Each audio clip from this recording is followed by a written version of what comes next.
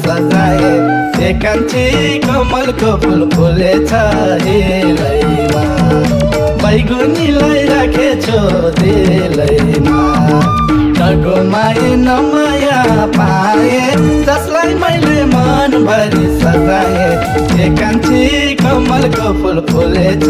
हेलैमा बैगुनीलाई राखेछु दिलैमा व्यर्थै बैगुनीलाई राखेछु दिलैमा